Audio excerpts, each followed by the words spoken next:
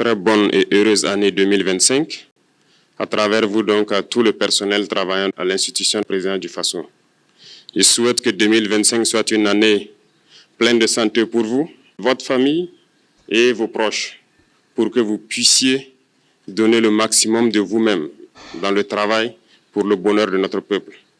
Que 2025 soit une année où vous verrez tous vos projets donc couronnés de succès, de prospérité et surtout que tout au long de l'année, que Dieu guide donc notre action, nous protège et veille sur nous.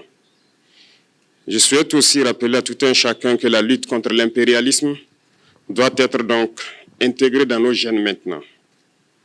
Ça doit être une lutte qui se mène de façon implacable et tous les jours. Parce que beaucoup de gens n'ont pas compris ce que c'est que cette lutte jusque-là. Nos vaillantes forces combattantes sont sur le terrain.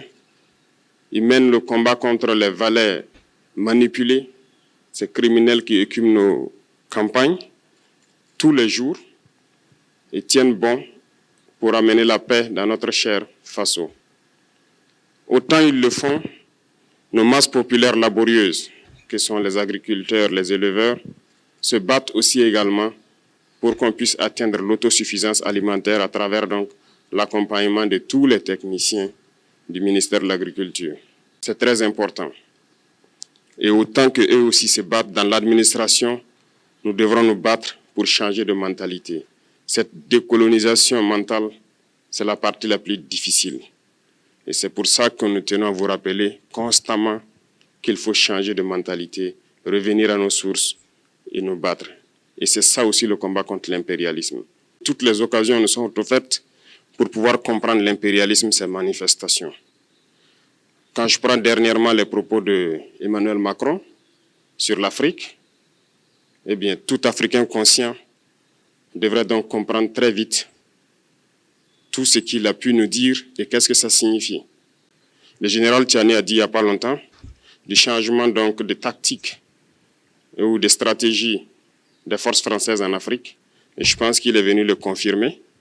Il s'agit de dissoudre et de garder un dispositif socle. Et Emmanuel Macron l'a si bien dit qu'on ne peut que le remercier pour cette sincérité, même si certains ont voulu mettre la poudre aux yeux de leur population, mais la réalité finit par rattraper aussi. Ils ne partiront pas de certains pays, ils ont juste dissous le dispositif. Vous ne les verrez plus dans des bases, mais dans les ambassades, ils seront là. Ils vont constituer des sociétés de sécurité pour sécuriser leurs sociétés qui existent dans ces pays-là. Mais les soldats seront là. Mais vous ne les verrez plus en tenue ou rassemblés dans des bases. C'est tout ce que ça veut dire. Ils vont se réorganiser, mais seront là. Il a parlé de politesse vis-à-vis de certains chefs d'État en leur donnant la primauté d'annoncer donc la rupture ou le départ des forces françaises. Ça nous importe peu, on peut dire. Mais tout ce que nous savons, c'est que si vous voulez une rupture avec ces forces impérialistes, c'est simple, on dénonce les accords. Tout commence par là-bas. Et je pense que l'exemple du Tchad, en tout cas, est palpable. Ils ont commencé par dénoncer les accords. Sinon, si on ne dénonce pas les accords, juste dire que les bases quittent, on n'a rien fait. Parce que le problème se trouve dans les accords coloniaux de défense qui ont été signés depuis l'indépendance. Le plus dangereux n'est pas ceux-là que vous voyez dans les bases. Le plus dangereux, ce sont les conseillers militaires. Les conseillers militaires existent dans tous ces pays.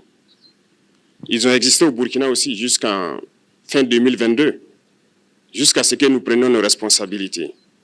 Et qui sont ces conseillers militaires? C'est ceux-là qui sont censés mettre en pratique la politique de la France ici. Ils doivent travailler à rendre nos armées très faibles pour que la France puisse toujours avoir l'argument d'exister ici. Sous Blaise Compaoré, ils avaient réussi. Nos sentinelles prenaient donc la garde avec des bâtons. C'est ça que la France veut de nos armées. Lorsque nous arrivons à cette étape, nous n'avons pas le choix que de vouloir qu'ils viennent s'installer. Mais l'armée burkinabé a réussi à un moment donné à se débarrasser des conseillers militaires. Malheureusement, je pense qu'en 2019, après l'opération Otapuano, où ces Français ont vu que l'armée burkinabé avait encore une capacité de réagir au terrorisme, ils ont appelé les chefs d'état-major en France, ils l'ont instruit de reprendre les conseillers militaires dans toute la structure. Eh bien, il n'a pas accepté, mais au retour au pays, les politiques l'ont instruit d'accepter les conseillers militaires. Et c'est là que les conseillers militaires sont revenus dans l'armée burkinabé en 2019. Avec toutes les conséquences qu'on connaît, l'armée était en train de disparaître dans les années 2020-2021.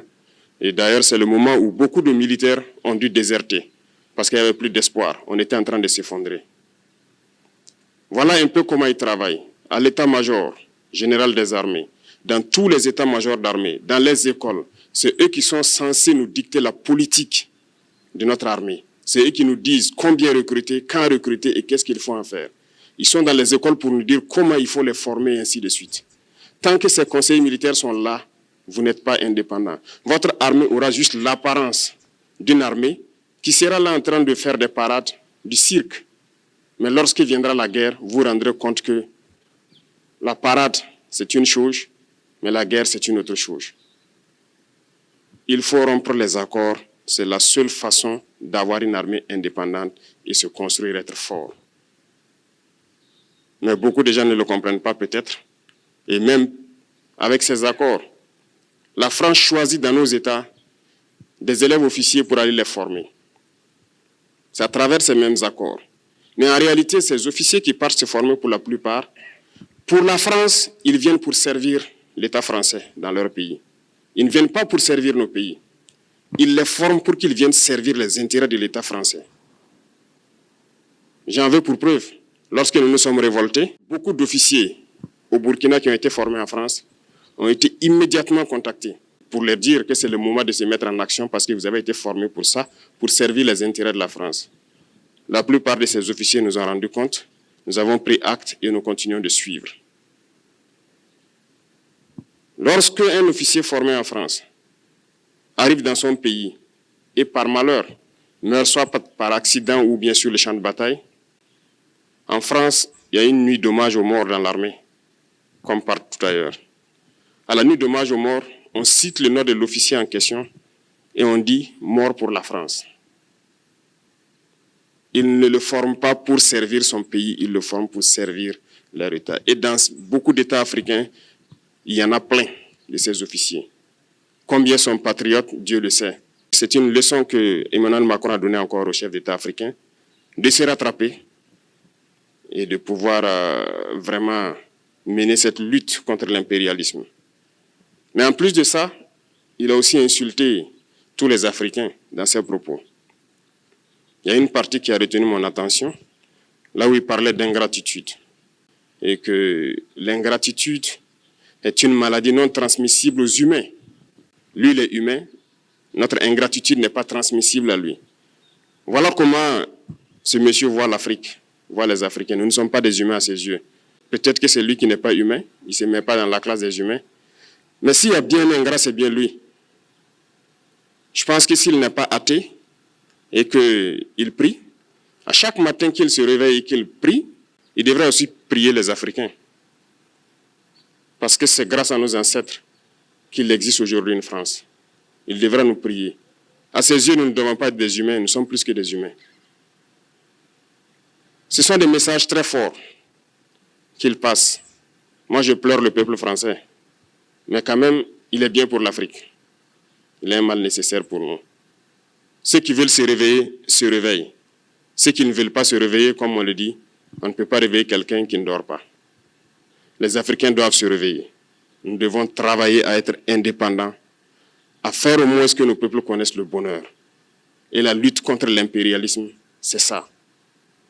Il faut décoloniser les mentalités, prendre en compte toutes ces données-là, parce que le monde nous donne tellement d'exemples à voir. Pour eux, il n'y a pas de morale.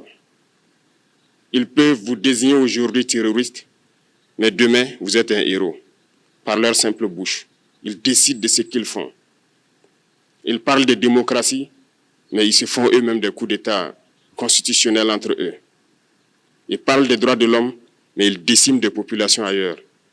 L'Africain doit se réveiller, l'Afrique doit se réveiller. Et le combat contre l'impérialisme est permanent. Et je vous invite à incorporer ce combat, à travailler en sorte que nous soyons